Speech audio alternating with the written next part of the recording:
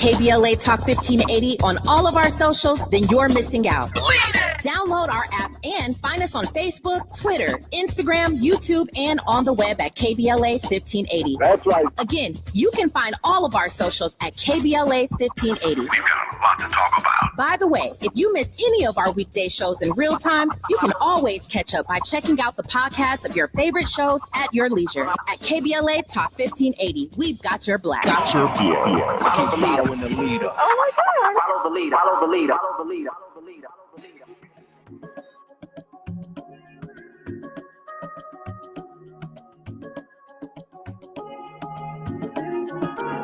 So beautiful when you with me.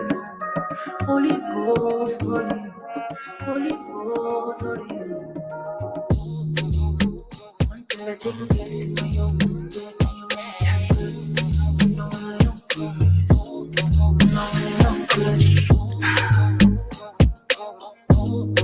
Let's go. How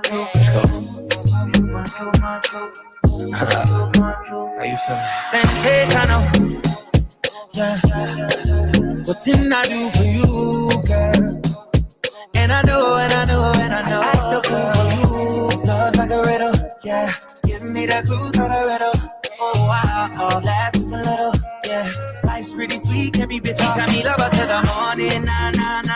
Love her to the nighttime. Nah. I don't get nobody. If you give me body, I won't tell nobody. Valley girl, she wears clothes. Now she want me pool skirt, so me pool skirt. Valley girl, she wears clothes. You see, it's obvious. You are listening to a Former U.N. on KBLA Talk 1580. I don't know about you, but I'm feeling sensational. How are you? We got a couple days until our KBLA anniversary, and so how could I not feel sensational? I'm Dr. Nii-Quartelai, your host and White House correspondent, reporting for duty. I'm in touch, and so you be in touch. Be sure to follow me on all the social media platforms at Dr. Nii-Quartelai. Just type in Dr. Nii-Q, DRNIIQ, and there I am, fresh for you to follow on X, on Spill, on Instagram, on all the things, Threads, all the things. Come visit me on Substack, and we'll be sure to do our best to keep you in the know. Also, be sure to download the KBLA app to listen to us live or on demand, or simply tell Alexa to play KBLA Talk 1580. Last but not least, subscribe. Did I mention subscribe to A More Perfect Union? That way you'll never miss an episode. Now, look, I've been telling you about this for weeks. You got a couple more days until the festivities begin. And so, pick up what I'm putting down here on our KBLA Talk 1580 4th anniversary events are fast approaching, and seating for all four, count them, 1, 2, 3, 4. All four of our special events is getting tight. And so I want to encourage you to register at our KBLA1580.com website. Go ahead and do it right now. You can multitask. You can tap in and hit them keys on your computer or your device to register at KBLA1580.com. It's our 4th anniversary, and we want to make sure that you're there to celebrate with us. If you're planning on joining our 4th anniversary celebration and barbecue on the Juneteenth holiday, we're asking everyone to bring a food gift card of any amount for the victims of the Altadena fire. Grocery store chain or restaurant, whatever you got. We're grateful for whatever you bring to help the families that are still displaced by the wildfire. So go to our KBLA1580.com website right now and sign up for the events that you plan to attend. Remember, all of our anniversary events are free, but seating is limited. And so thanks in advance for registering. Now it's time for you to decide your national news roundup. It's time for you to decide the good, bad, and ugly headlines of the day. Kicking us off, surprise, or maybe not so surprised. CNN reporting that Trump will grant TikTok another 90-day extension in the enforcement of their sale or ban law. TikTok just got another lifeline from the White House, with President Trump set to delay enforcement of the sale or ban law by another 90 days. Caroline Leavitt, the White House press secretary, she said in a statement today, quotes, President Trump will sign an additional executive order this week to keep TikTok up and running. As he has said many times, President Trump does not want TikTok to go dark. The extension will last 90 days, which the administration will spend working to ensure this deal is closed so that the American people can continue to use TikTok with the assurance that their data is safe and secure. CNN has reached out to ByteDance and TikTok for comment. We haven't heard anything yet, but it's been about 5 months since a law requiring TikTok to be banned in the United States unless it's sold off by its China-based parent company technically went into effect. But thanks to President Trump, thanks to his promises, I should say, not to enforce the law, neither of those things have happened aside from an approximately 14-hour blackout in January. The announcement today marks Trump's third extension of the ban. And part of me wonders, well, why pass a law if the president can just delay the law from taking effect? Just saying. Moving along, in other news that might be pleasing to folks in the tech industry, CNBC is reporting that OpenAI wins a $200 million U.S. defense contract. This is what you got to know. The OpenAI, they have been awarded this $200 million contract to provide U.S. Defense Department with artificial intelligence tools. Whoa, whoa, whoa. The department announced this one-year contract just this past Monday, months after OpenAI said it would collaborate with defense technology startup Anduril to deploy advanced AI systems for national security missions. Now, Anduril, hope I'm pronouncing that right, they received a $100 million defense contract in December. And weeks earlier, OpenAI's rival Anthropic said that they would work with Palantir and Amazon to supply its AI model to U.S. defense and intelligence agencies. And so Sam Altman, OpenAI's co-founder and CEO, said in a discussion with the OpenAI board members and former National Security Agency leader Paul Nicholson, quote, "We have to and are proud and really want to engage in the national security areas." And so, I always wonder, was that a competitive bid? Did OpenAI have to compete with other companies for that $200 million contract? Or was it just given to them? Just wondering. OpenAI is working to build additional computing power in the U.S. You might remember in January, Sam Altman, he appeared alongside President Trump at the White House to announce this $500 billion Stargate project to build AI infrastructure in the United States. The new contract will represent a small portion of revenue at OpenAI, which is generating over $10 billion in annualized sales. And in March, the company announced a $40 billion financing round and at a $300 billion valuation. So the way they see it, $200 million is nice, but compared to the money that they are financing, money that they're bringing in, it's a drop in the bucket. But to the American people, $200 million is a lot of money. So, my question remains, was this contract competitively bid? We're going to keep our nose on it. We'll see what we can find for you. Finally, Iran strikes Israel as Trump weighs U.S.'s involvement in the conflict.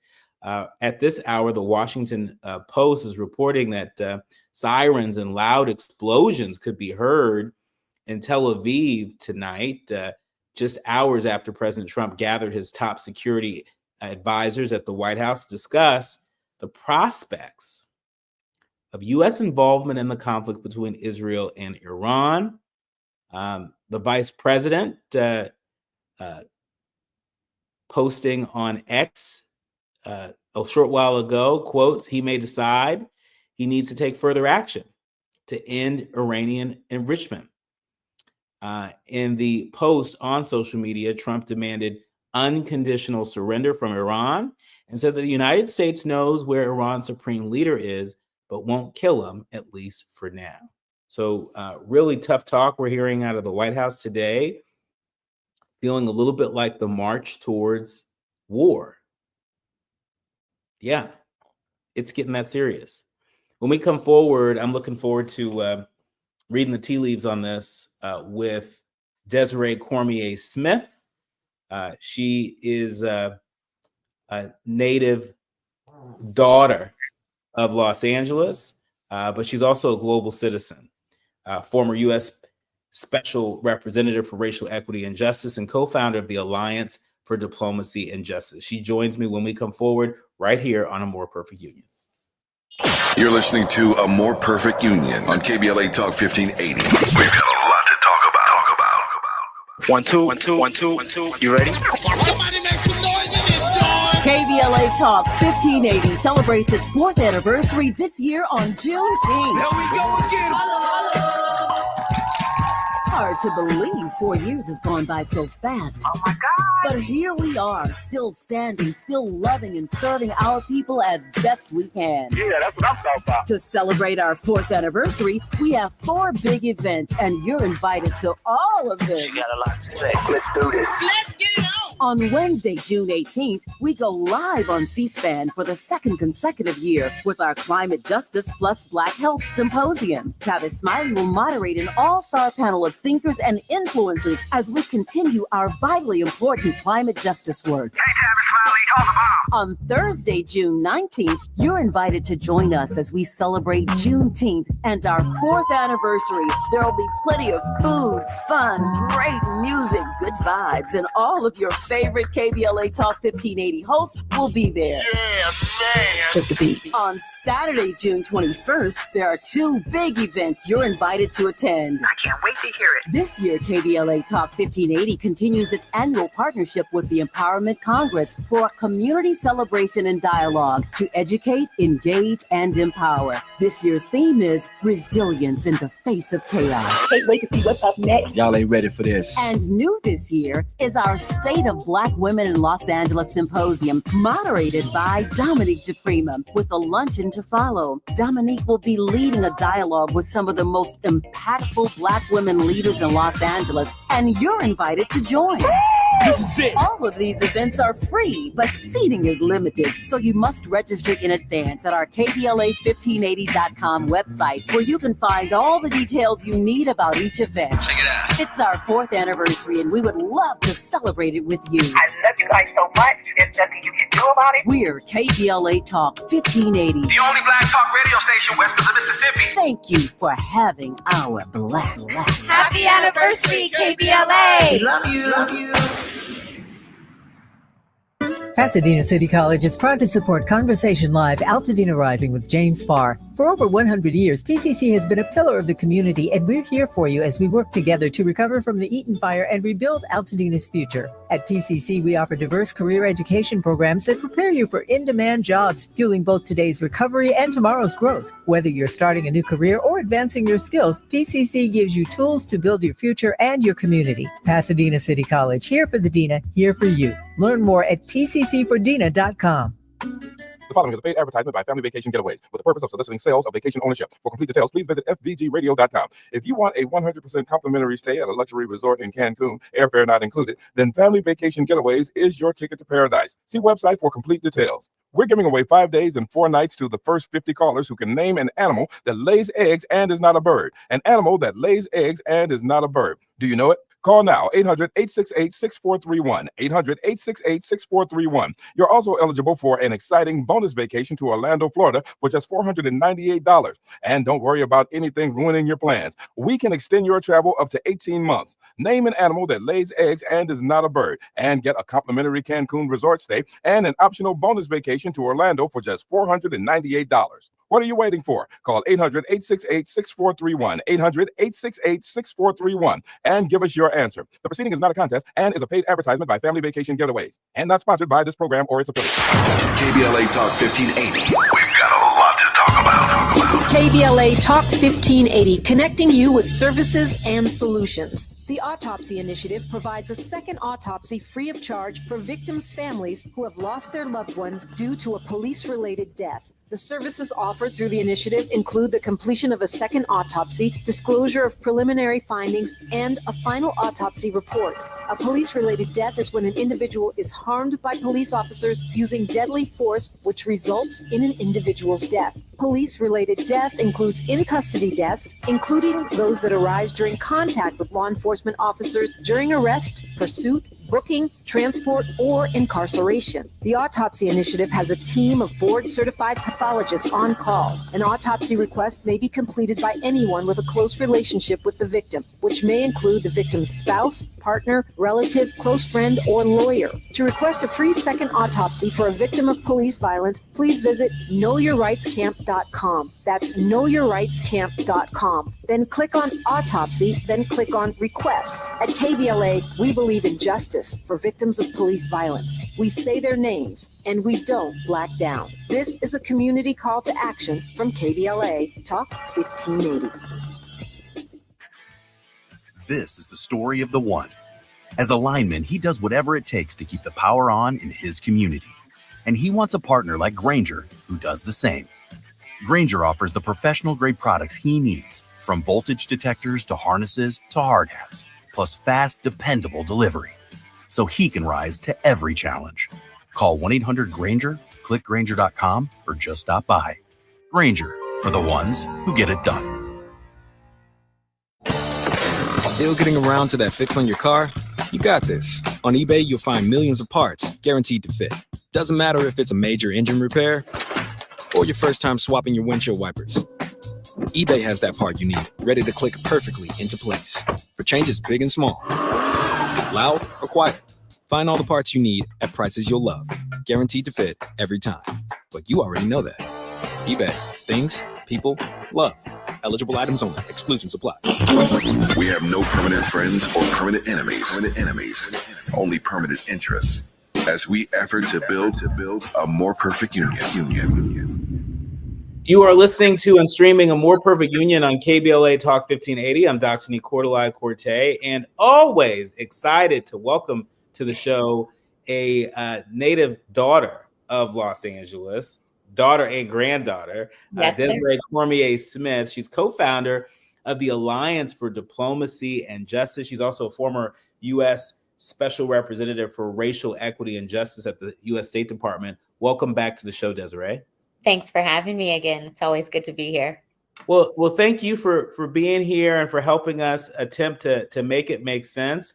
I just shared before the break that things are ratcheting up with Iran at the moment. Yes. The president returned from the G7 summit in Canada early, has spent a lot of time in the Situation Room. I just shared moments ago a direct quote from the U.S. Vice President, quoting the president who demanded, quote, unconditional surrender from Iran, and said that the United States knows where Iran's supreme leader is, but won't kill him, at least for now. Is this typical language you would hear from a president trying to keep our country from entering into potentially World War III? No, it is not normal. It's not typical. And we should not normalize this. I don't even know where to start. It is not normal to do foreign policy by Truth Social posts or X posts or wherever he is posting by social media. That is not normal. It is not productive. And it is not helpful, especially in this very tense situation. The fact that he left the G7 early actually, to me, is a bad sign. Because I can guarantee you the leaders of the G7 were talking about the tension between Israel and Iran. And This in particular, but any kind of conflict, any kind of challenge, it is always better for the U.S. to be engaged in a productive manner with the global community to find common solutions. This whole America first should not be America alone. And that was the first thing I thought of when I heard that he was leaving the G7 early. I think it portends a worrisome future, frankly, that he insisted to return back to the United States to talk to his national security team instead of doing both. The president of the United States can talk in a secure manner to anyone on his team, wherever in the world he is. Okay. He did not have to leave Canada. He could have stayed and engaged the leaders of the other G7 countries, and then also talked to his national security team in a very secure manner. And that would have shown that America is interested in being a collaborative and productive player in the global community to find peace together with other leaders. Yeah, I mean, that was the first thought that I had. I thought, well, wait a minute. You have, members of the EU, members of NATO that are right there. Right. And, I've never been president of the United States. You've never been president of the United States. But I think in being leaders, part of what leaders do is they organize their partners. They organize people who have a stake in this case, a stake in peace in the region. That's right. And for him to sort of, leave the G7 and hunker down at the White House in the Situation Room, I think you're spot on when you say, this America first really is America alone. And I don't see that boding well for us. I agree. And it's also troubling to note, I know it's hard to keep up with all of the things going on, particularly in the foreign policy space, because there's so much domestically. But folks got to remember, we don't have a national security advisor. We have Marco Rubio playing Secretary of State and National Security Advisor. That, in this moment of crisis and potential brink of dragging us into a war in the Middle East, that is really worrisome. It's very worrisome. And just as you bring up Secretary Rubio, I can't help but think, well, on Sunday, they announced an additional 36 countries that were on deck to being added to this U.S. travel ban, 25 countries being African countries. And, it dawned on me that a lot of those countries have relationships with Iran. A lot of those countries, have relationships with Israel, right? And so the fact that we are icing out not just, our NATO allies, not just our EU allies, but we are icing out our allies on the continent who all may play some role in helping to bring the temperature down. Yeah. I mean, again, it's so dangerous to have a foreign policy that is dictated by America first, which really is code for America alone. These kinds of transactional policies, the bullying, the foreign policy by tweet, it really only serves to isolate us and to really break down the trust and the relationships that we've built over decades of hard sweat equity diplomacy, right? And, the travel ban, I don't know how else to describe it, but it other than racist, right? I mean, the fact that it is essentially 99% Black majority countries, it's hard not to see that as a racist or xenophobic move. People forget, I think people in this administration are forgetting that first, Africa matters because it matters. But if they don't see Africa mattering to the United States just because it is an entire continent of significant, at least 1 billion people, they could also remember that by the year 2050, 1 in every 4 persons on Earth will be an African. Africa is the fastest growing and the youngest continent on Earth. Also, they could remember that Africa is comprised of 54 nations, 55 if you include Western Sahara, but 54 nations. Each of those nations has an equal vote in the United Nations. So that's and typically, historically, the Africa voting bloc has been one of the most unified voting blocs. And so this is not a smart move by the Trump administration to further alienate African nations after dismantling USAID that had a heavy presence across the African continent, and by also jeopardizing AGOA, the African Growth Opportunity Act, and also by frankly isolating and demonizing South Africa for a supposed quote unquote genocide of white farmers. So these moves are really going to undermine not only our diplomacy towards the African continent, but it's going to undermine our global diplomacy because Africa matters. Yeah, Africa does matter. We're going to dig deeper into that in a second, but in about 30 seconds, Desiree, I want to ask you, are we going to war? USA Today is reporting that the Pentagon has shifted warplanes and an aircraft carrier to the Middle East as the conflict between Israel and Iran continues to rage, but the moves have been defensive in nature as the U.S. observes rather than participates in the punishing air campaign being led by Israel. Are we going to war? God, I hope not. I hope to God we don't.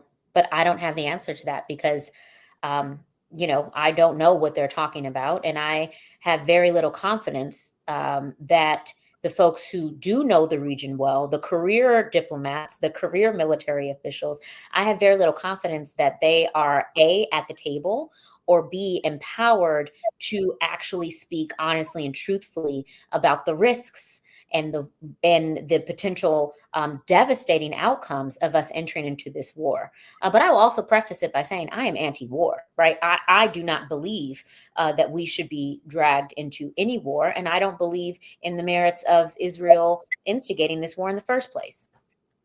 More when we come forward with Desiree Cormier Smith. She's the former U.S. Special Representative for Racial Equity and Justice at the U.S. State Department. She's also co-founder of the Alliance for Diplomacy and Justice. We're going to dig into Trump's so-called Africa strategy when we come forward. You're listening to A More Perfect Union on KBLA Talk 1580.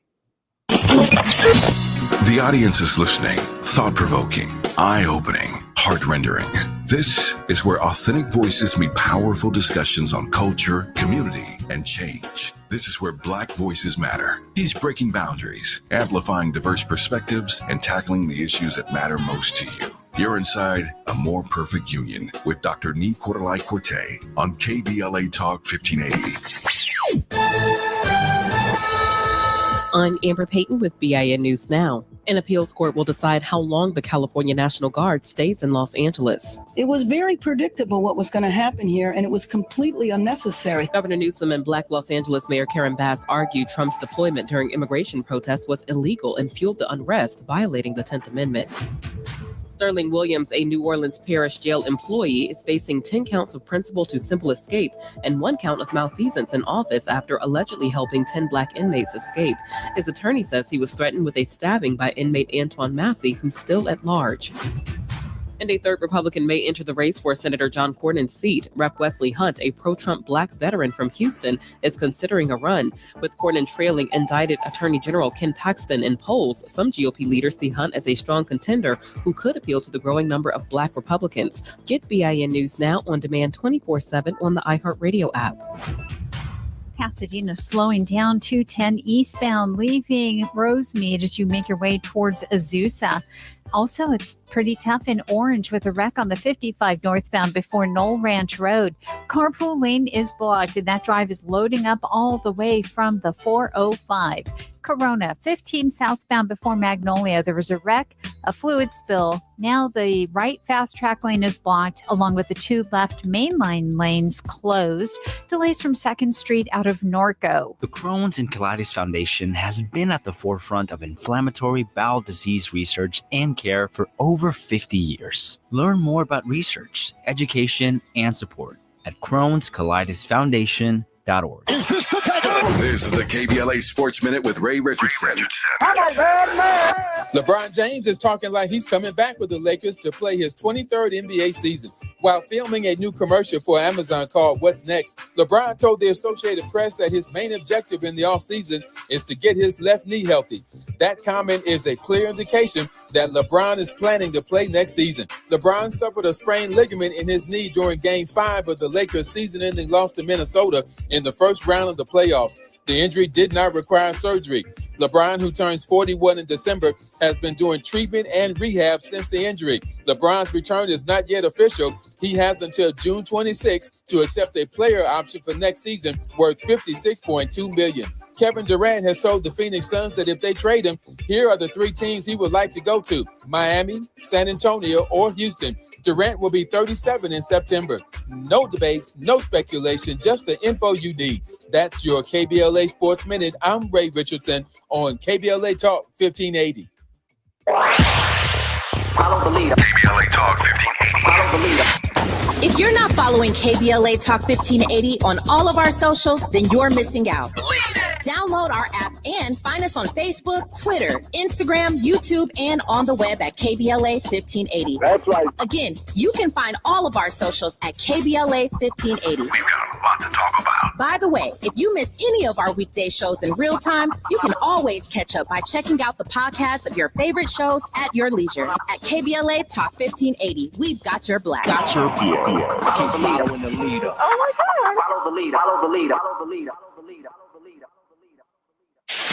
KBLA Talk 1580. We've got a lot to talk about. Imagine a Los Angeles where everyone can thrive, where communities have access to the resources they need to succeed. That's the vision of Detours Mentoring Group, Inc. They're dedicated to improving life in LA County by providing educational support, employment assistance, and spaces for community engagement. By 2050, they want LA to be the best place to connect, create, learn, live, and play. They're working toward an education system that's well-resourced and culturally responsive, becoming a hub for artists and innovators, and making sure everyone has access to healthy food, quality healthcare, and safe housing. It's about building a future where we all have the chance to succeed. We invite you to learn more about their mission and get involved with Detours Mentoring Group, Inc. This is a community call to action from KBLA Talk 1580.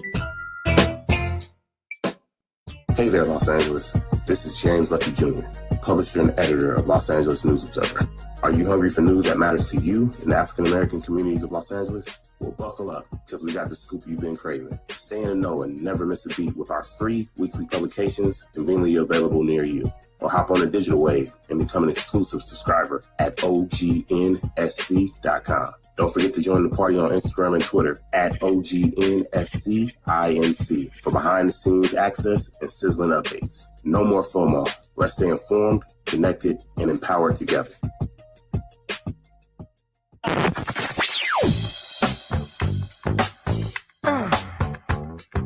This is KBLA Talk 1580. Talk radio. That's music to your ears. We're unapologetically progressive.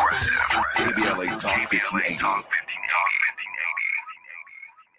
Hit me. National news of consequence. Informed opinion. And analysis beyond the headlines. You're listening to A More Perfect Union on KBLA Talk 1580. You are listening to and streaming A More Perfect Union on KBLA Talk 1580. We are delighted to have our special contributor, Desiree Cormier Smith, join us today. She is the former U.S. Special Representative for Racial Equity and Justice at the U.S. State Department. And these days, she is co-founder of the Alliance for Diplomacy and Justice. Desiree, thanks again for being with us. Happy to be here. So let's talk Africa. Specifically, I want to talk about Trump's so-called Africa strategy. We know that the Biden administration had an Africa strategy. We know that Vice President Harris during the campaign had socialized a team of several dozen people who are working on an Africa strategy, something that I'd never heard before from any candidate, Democrat or Republican, running for president. And It's been done before by Democrats. Oh, really? I mean, I'm just saying, I'd never heard them talk about it during the campaign. Yeah, usually it stays on the policy side, which is just a little bit more quiet than the campaign. But, I think what was unique about what Kamala Harris was doing was that, if I'm not mistaken, the majority of her Africa policy team was comprised of people from the diaspora. And so it just hit a little different, Yeah, it sure did. I saw it with my own eyes. The BBC reporting that on how Trump's Africa strategy may become a double-edged sword. They're saying that with U.S. President Donald Trump on a cost-cutting war path since starting his second term, aid to Africa has been slashed, and now defense spending is in his sights. And these could be approaches that cost more in the long run. Some people say might, other people say it shouldn't. What say you? I think it will definitely cost more in the long run. I mean, I think a good analogy is kind of like preventive care, right? In order to, it is much more cost effective, much cheaper to actually just go to regular doctor's visits and make sure everything is working okay than wait until you get sick and have to go straight to the emergency room. And that, for me, is how I viewed foreign assistance and development work, right? It was preventive care. It was partnering with nations around the world, including in sub-Saharan Africa, on economic development, on increasing access to healthcare, on increasing access to education for girls and boys, on basic things so that there could be peace, there could be stability, there could be a greater chance of someone getting a quality education, getting a good job, and being able to support their families. We have pulled all of that support out from folks immediately, like with a light switch, right? No kind of gradual transition, no kind of warning. People have died.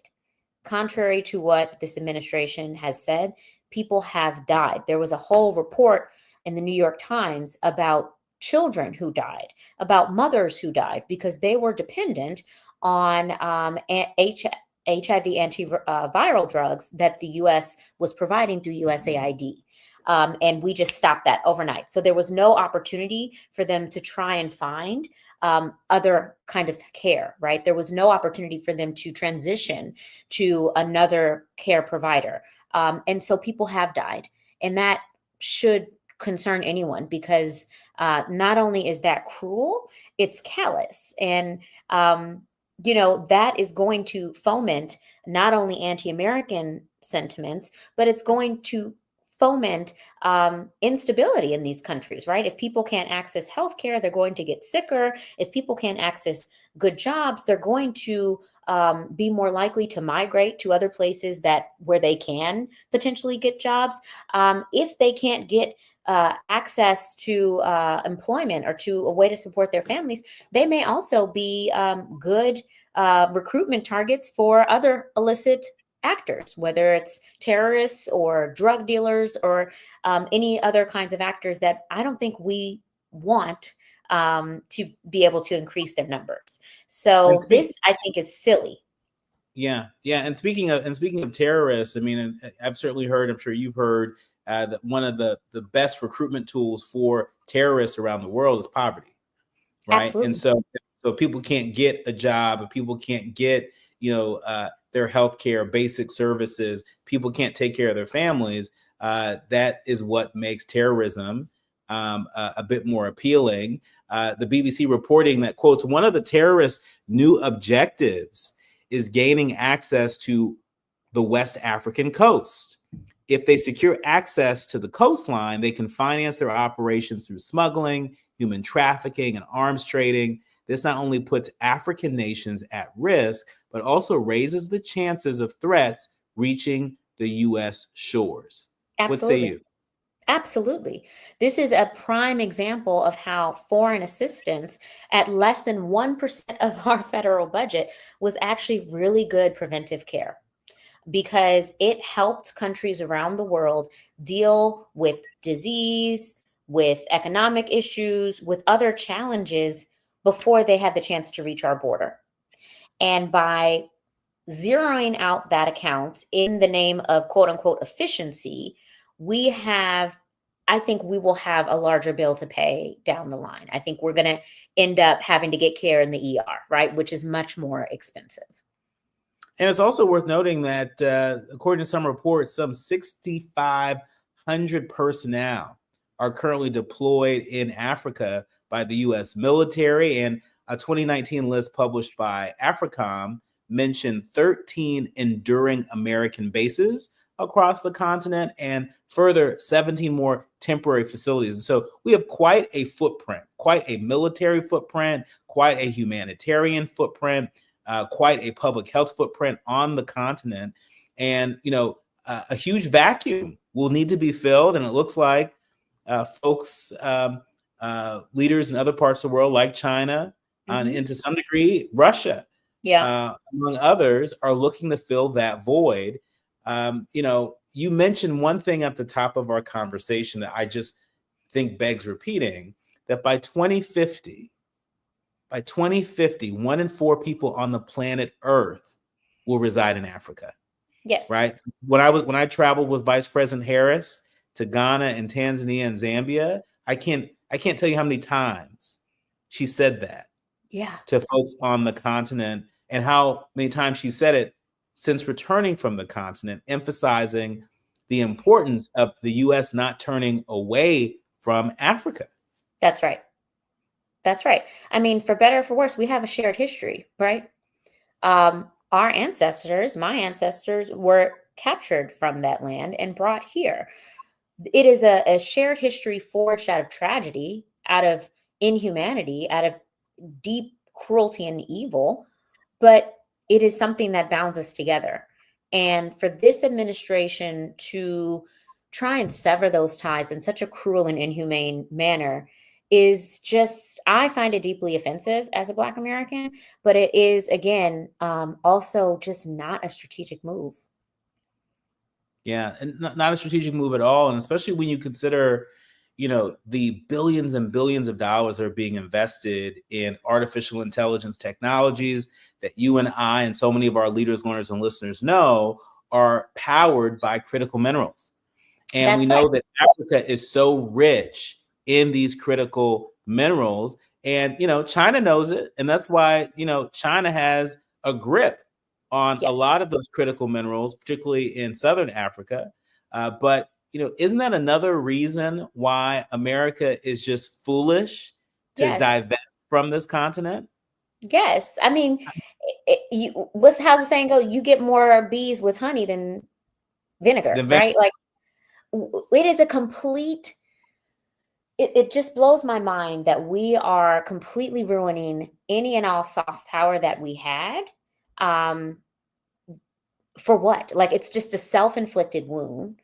And it will absolutely contradict this administration's interest in trying to secure critical minerals from the continent, try to do more business deals with the continent, because we just turned our back on them, right? We really betrayed their trust in many ways through the gutting of USAID, through potentially, ending support for AGOA, through gutting of PEPFAR, which has saved millions of lives. And then we're going to go back to this. This administration expects that we can go back to them and say, hey, we want to make deals with you for these critical minerals. I can't fathom how that will work. That's just, that is foreign policy bullying. It's bullying and it doesn't work. People have pride. People have national, domestic constituencies that they also have to answer to. Why do you think President Bush has not spoken up and said enough about the gutting of PEPFAR? PEPFAR, was organized on his watch. His administration took a big chance, a big bet, quite frankly, on supporting Africa's public health infrastructure and really sort of stepping up in the fight to end HIV/AIDS. For someone who takes it as such a point of pride, right, when he talks about his legacy, I've been just taken aback at how quiet he's been as this president works systematically to dismantle one of his greatest foreign policy achievements. I'm right there with you. Unfortunately, it seems like former President Bush and a lot of Republicans in Congress have just gotten a case of amnesia or are just too afraid to speak up on things that just, last year they were championing, right? That they were advocating for. I don't understand why, but their silence is going to cost more lives. It has already cost lives, and it's going to cost more lives. When we come forward, Desiree, I want you to stick with me just a tad bit longer. Former U.S. Special Representative, former U.N. Ambassador Nikki Haley had some comments at the festival recently, talking about the so-called Dolly Parton Approach and how more corporations should take the Dolly Parton approach. We're going to play for you the clip when we come forward. I'm going to tell you what I think. We're going to hear what Desiree thinks when we come forward. You're listening to A More Perfect Union on KBLA Talk 1580. Striving to make America a nation as good as its promise. This is A More Perfect Union on KBLA Talk 1580. We've got a lot to talk about. JP Morgan Chase offers tips for the local business owners in 2025. Small business landscape is ever changing, and the Los Angeles market is no exception. A startup or legacy business, revisiting your mission statement and recalibrating offerings can renew opportunities for growth and innovations. Programs like Chase for Business Coaching for Impact gives entrepreneurs access to expert guidance, helping you streamline operations, strategize your growth, and navigate complex challenges. Businesses with a clear sense of purpose can navigate any challenge effectively, but also build stronger customer loyalty. Visit chase.com/coaching for impact for more information. This segment is sponsored by JP Morgan Chase.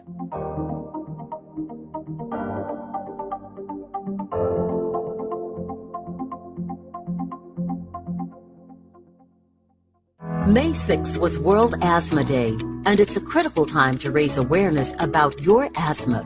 Did you know that Black Americans are approximately 5 times more likely than white Americans to visit the emergency department due to their asthma?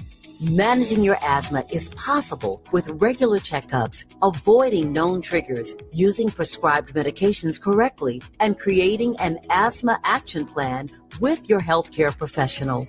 An action plan is a personalized plan you create with your doctor that shows you what to do and what medications to take to help control your asthma when you're having a hard time breathing or having an asthma attack. Stay aware. Have a plan because your health matters. For more tips and resources on managing your asthma, visit luma-edu.com. luma-edu.com. This message is brought to you by Amgen and AstraZeneca.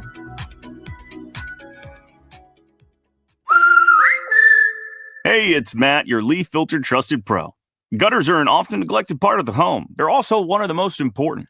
Clogged, overflowing gutters can cause serious problems like foundation damage or basement flooding, which can cost thousands of dollars to fix. Let's face it, cleaning gutters yourself is not only a hassle, it can be dangerous. But when you get Leaf Filter, you'll never have to worry about cleaning clogged gutters again.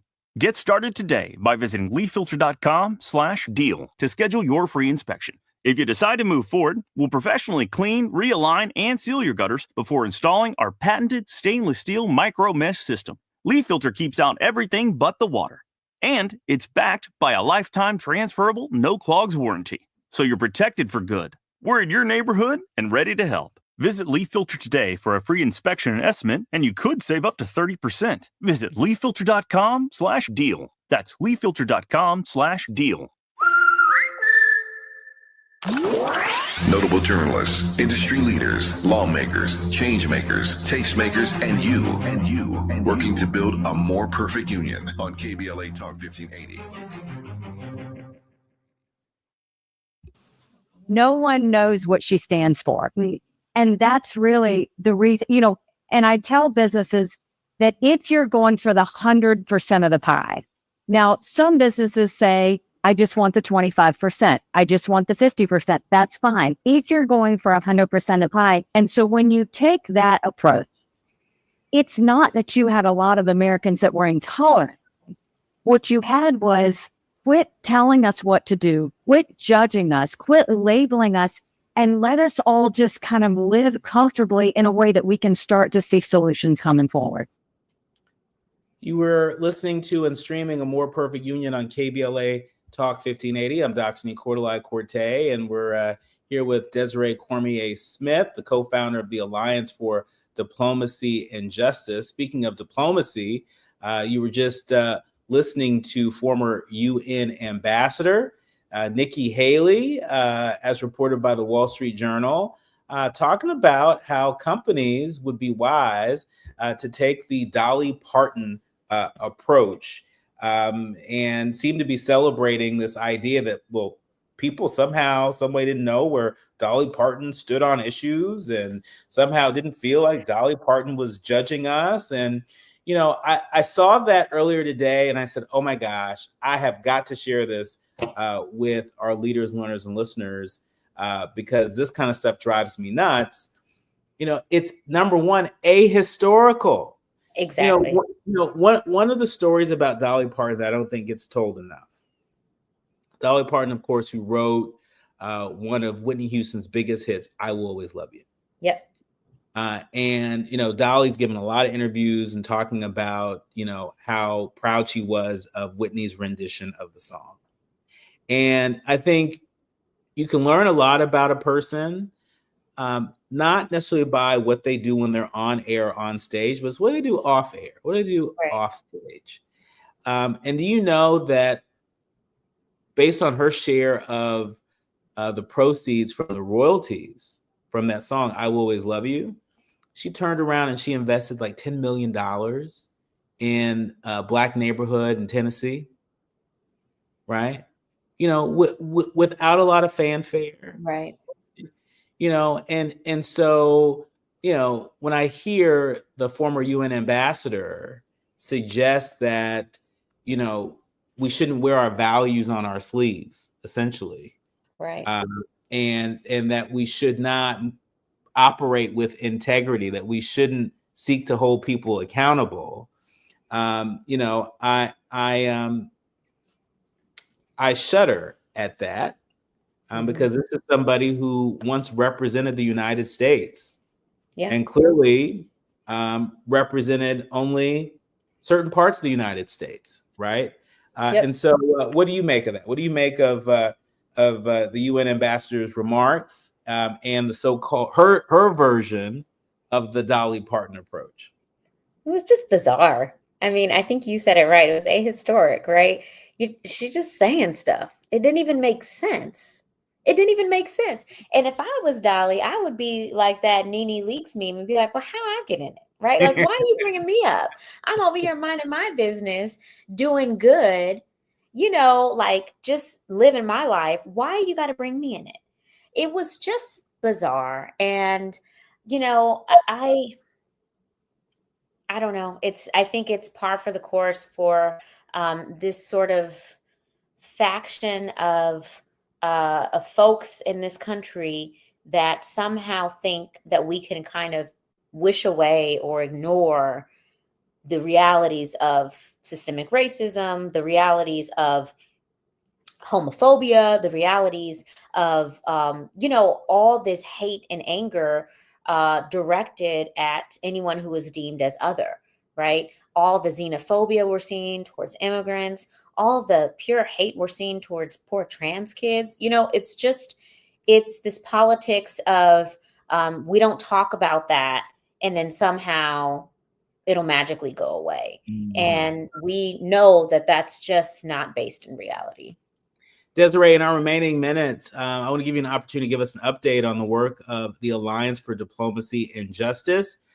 We know Juneteenth is just right around the corner. Are you all planning to commemorate in any special way? That is a great question. So Juneteenth also happens to be my son's birthday. He is turning 1, so I am going to be focused on him, not doing anything with work. But one thing, I got this question a lot when I was in the State Department, and it was important for me to acknowledge the uniquely Texan roots of Juneteenth. Right? I didn't want to make it a BIPOC holiday. I didn't want to make it a sort of, this is everyone's day. No, this is the testimony of the resilience and the tenacity of Black Americans who were enslaved, who refused to give up their fight for freedom. But it's also an indictment of a country that allowed people to continue to be enslaved for 2 additional years. So, it's a celebration, obviously, but I think we also need to remember why Juneteenth was even necessary, was even a thing. And again, it goes back to the point I was making earlier. You can't just wish away the ugly or uncomfortable parts of our history.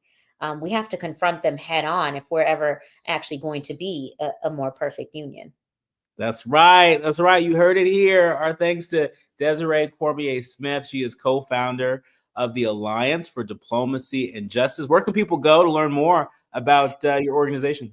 Thank you for asking. Please visit our website, www.theallianceforDiplomacyandjustice.org. Sign up for our newsletters. Let us know what you think. We are in the launch phase, so it's still, it's not a super robust website, but we are doing the work, and we are really trying to get the word out that diplomacy matters, that human rights matter, and that we need to pursue a more just, inclusive, and human rights-based foreign policy if we ever want to be a safer, more prosperous nation. Amen, amen, amen. Thank you for being here. We'll have to leave it there. My thanks to the entire village helps us produce a more perfect union each and every day. Our executive producer, Tavis Smiley, our sound engineer, my brother Andy, to our show producers, Faraji and Art, and of course, to each and every one of our leaders, learners, and listeners. Remember, do what you can from where you are with what you have, but by all means, do something. Do something. Right? And do it peacefully. I'm Dr. Nii-Quartelai Cortez. She's Desiree Cormier Smith. You've been listening to and streaming A More Perfect Union on KBLA Talk 1580.